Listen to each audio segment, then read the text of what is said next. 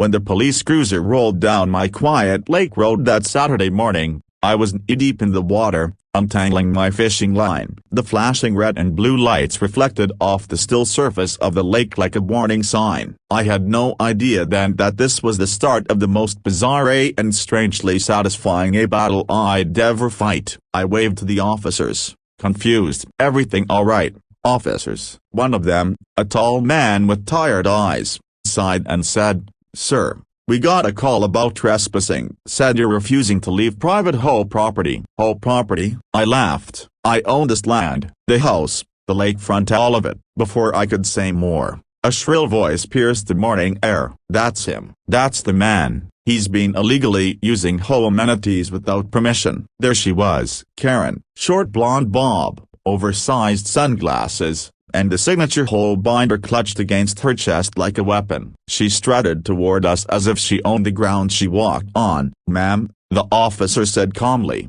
"this man says he owns the property." She scoffed. "He thinks he does, but all lakefront homeowners are automatically part of the Lakeside Serenity Home. He's refused to pay dues, attend meetings, or comply with our community standards. We're within our rights to report him." I took a slow breath, trying not to laugh. I'd moved to this quiet lakeside community for peace, not drama. I'd bought my lake cabin a year earlier, long before this HOA ever existed. But recently, a few new homeowners had formed one, led, of course, by Karen. The officer checked my documents, verified my deed, and confirmed what I already knew. I wasn't part of their home. Not legally, not contractually, not at all. The cop handed my papers back and said, "Ma'am, he's not in your home. You have no jurisdiction over him." Karen's face twisted into a scowl. "Well, he should be. Everyone on the lake should be. He's lowering our property values." I gave her a polite nod. "Ma'am,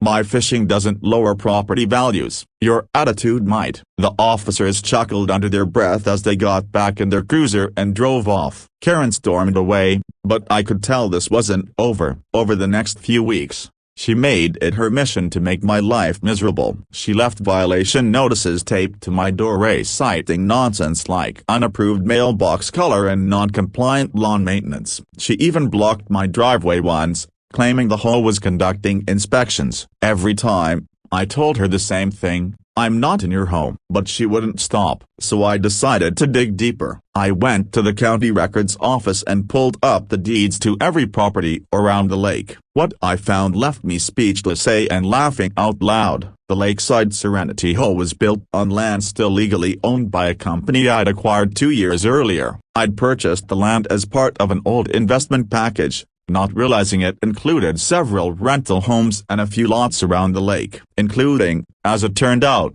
Karen's home. That night, I sat on my porch and drafted the letter. "Dear Miss Karen, effective immediately, please note that your rental property at 142 Lakeside Drive has a new owner. Due to numerous complaints and behavior violations reported by neighbors, and myself, your lease will not be renewed. You have 60 days to vacate the property. Sincerely, your landlord, the man who's not in your home." I hand-delivered it the next morning. She opened the door wearing her usual scowl. "You again?"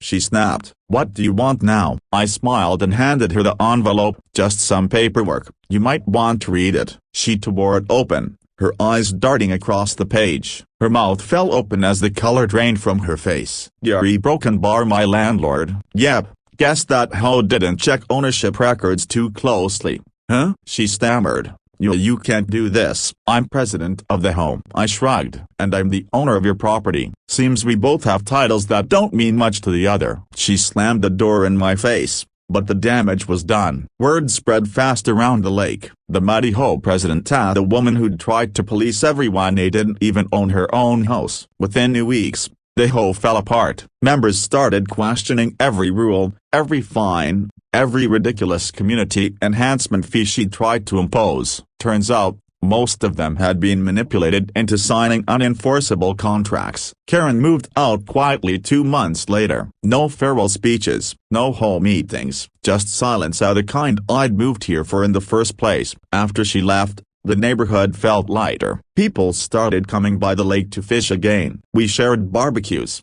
told stories, and laughed about the reign of Karen. One evening, my next-door neighbor, an older man named Bill, stopped by with a six-pack. "You handled that whole mess with class," he said. "Didn't think she'd ever back down."